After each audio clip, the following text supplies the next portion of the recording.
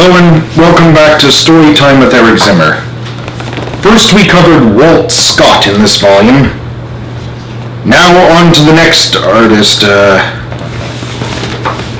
This one will be a doozy. Kay Nielsen. So you ready? Alright, let's begin.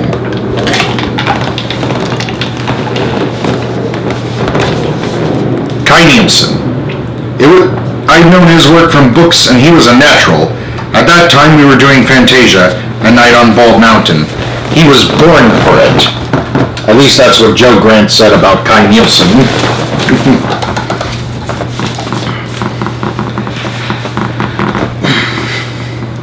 There was a sense of anticipation in the headline of the short article that appeared in the Disney Studio newsletter on January 13, 1939. The bulletin announced a much-anticipated arrival. Kay Nielsen joined staff. Added to the staff of the concert feature Fantasia on January 9th was Kay Nielsen. Mr. Nielsen is internationally known as an illustrator of fine books.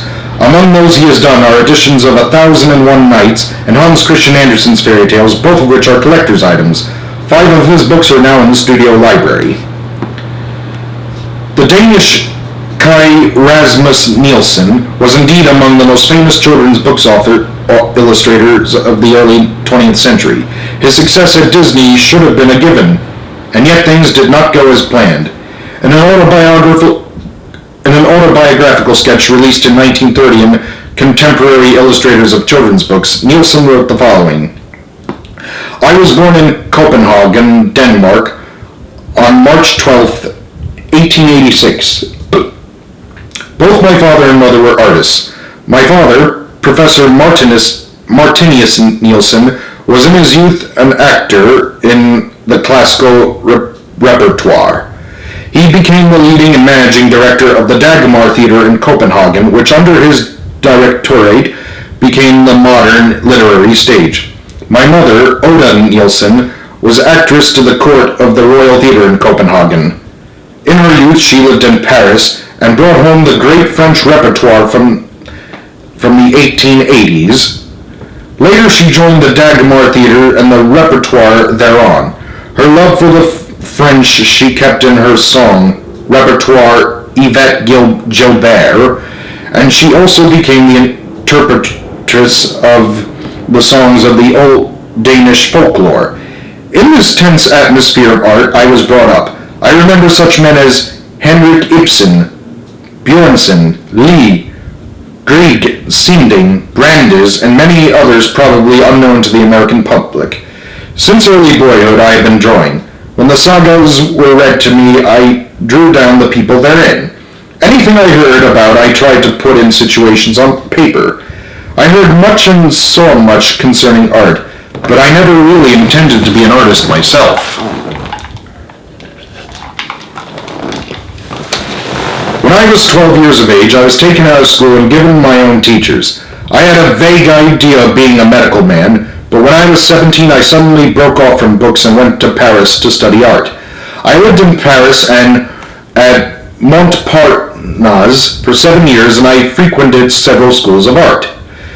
First the Académie Julian under Jean-Paul Laurence, thereafter Colarossi under Christian Krog, and several others. The last was Lucien Simon. I worked and lived in the usual routine of French school life, always working from nature, but in my hours away from the school I did drawings out of my imagination. Among these, The Book of Death, unpublished. Or inspired from reading, I did drawings to Heine, Verlaine, and Hans Christian Andersen. These drawings, most of them done in black and white, became numerous. In 1911, I left Paris for London. In 1912, I had my first show held by Dodeswell, consisting of the drawings done in my Paris days. After this, I worked for England entirely. From 1918 to 1922, I worked on a Danish translation from the original 1000 Nights and a Night, Arabian Nights, unpublished, and in the same period I did a series of settings for the Royal Theatre in Copenhagen. Shakespeare, The Tempest, Oehlenschläger, Aladdin, Sibelius, Scaramucci, Magnussen, The Dream of the Poet. I was brought up in a classical view of concerning art, but I remember I loved the Chinese drawings and carvings in my mother's room brought home from China by her father. And this love for the works of art from the East has followed me. My artistic wandering started with the early Italians over Persia, India, to China. This short autobiography, however, neglects to mention the most important aspect of Nielsen's career, his work as an illustrator. Following Nielsen's first illustration exhibition in 1912, the most conspicuous of British critics, Sir Claude Phillips, published an appreciation of Nielsen's work, which was largely responsible for his immediate vogue. The following year, Nielsen was asked by Ernest Brown, the founder of the Leicester Galleries of Brown and Phillips in London, to illustrate his first book in powder and crinoline. The book of old French fairy tales, retold by Sir Arthur Quiller Koch, was released in England in 1913, and later in America under the title The 12 Dancing Princesses. In 1914, his second illustrated book, East of the Sun, West of the Moon, Old Tales from the North, appeared. Nielsen's career as a book illustrator was interrupted by World War I. His next two books, Hans Christian Andersen's Fairy Tales and Hansel and Gretel and Other Stories from the Brothers Grimm, weren't released for another 10 years, in 1924 and 1925 respectively. His last illustrated volume, Red Magic, was published in 1930. A Stranger in a Strange Land. By the mid-1930s, Nielsen was world famous, both for his illustrations and for his work in stage design for the theater. In 1936, he and his collaborator, Danish actor and director Johannes Poulsen, were invited by Festival Association of California to stage Max Reinhardt's Everyman at the Hollywood Bowl. Nielsen traveled to America aboard the SS Europa, arriving in New York City on August 7, 1936. Following the premiere of Everyman on September 10, 1936, Nielsen decided to stay in the United States as long as he could, even though his work visa was about to expire. On May 10, 1937, he wrote to a man he had met on the SS Europa, banker Charles Fisk of the Irving Trust Company, to ask for help. I am at present working on some theatrical designs, sets and costumes for a play, I Am Different, by Zoe Atkins and Lily Hadvani, to be produced in all probability in New York by William Harris Jr., and after this I have another play to be done in October. Besides these works, I have a contract pending for the most important work I expect to undertake in this country. This contract calls for 32 drawings to be done in the USA for American publishers, but it is being promoted by a Canadian, Major E.L. McCormick of the McCormick Syndicated Publications. These are the works I am supposed to do, and which can only be done satisfactorily if I stay in this country, but while the contracts are drawn and terms settled, they are not yet signed, and therefore I am afraid the extension will not be given on these grounds. Therefore, I am taking advantage of your kind promise to help me, as it would be almost fatal for me to have to leave on the 7th of June before doing the plays in question and before settling finally with the McCormick Syndicate. While the visa extension was granted, luck was not fully on Nielsen's side. Both 1937 and 1938 were years of economic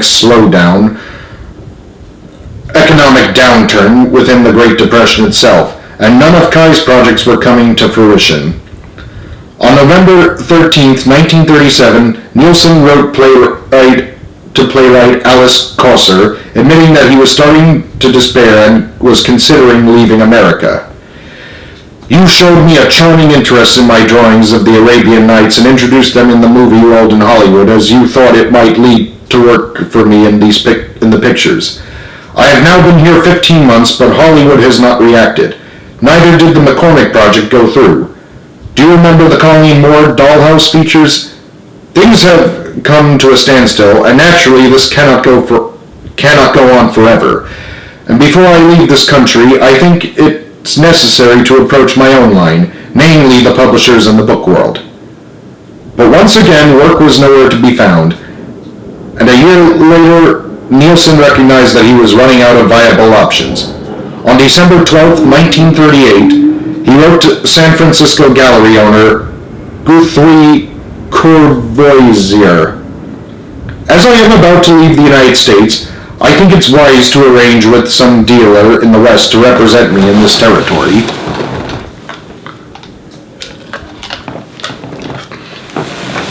The somber Dane at Disney. A few days later, Nielsen decided to try his luck one last time, taking his portfolio to the Disney studio.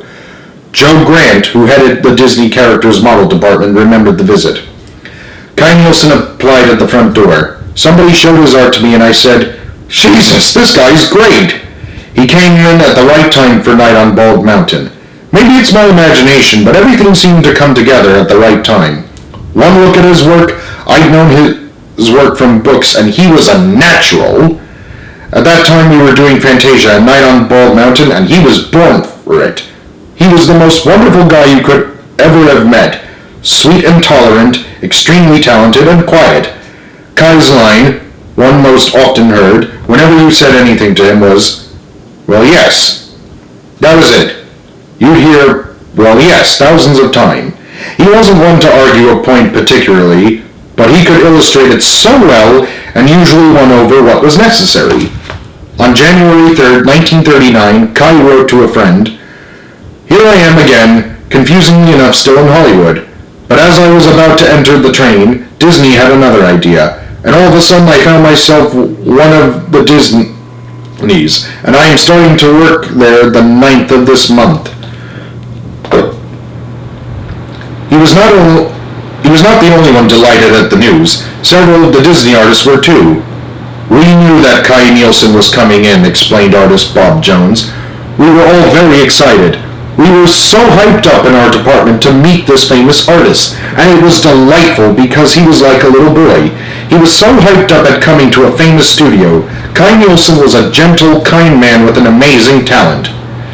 Nielsen was assigned to Fantasia, and while he created the odd concept art for the Pastoral Symphony, Rite of Spring, and Ave Maria sequence, his focus was on one of the final sections of the movie, Night on Bald Mountain. The job he did on it was recognized for what it was: sheer perfection. So much so that director Wilfred Jackson was immediately impressed when he was assigned to direct the sequence, fairly late in the game. All of a sudden, I was taken off the projected Wind in the Willows picture and sent up to pick up a sequence I was supposed to do in the Fantasia picture. I was in Kay Nielsen's room, which Nielsen shared with artist Bill Wallet. Bill Wallet could imitate Nielsen's style really well, and he made one of the action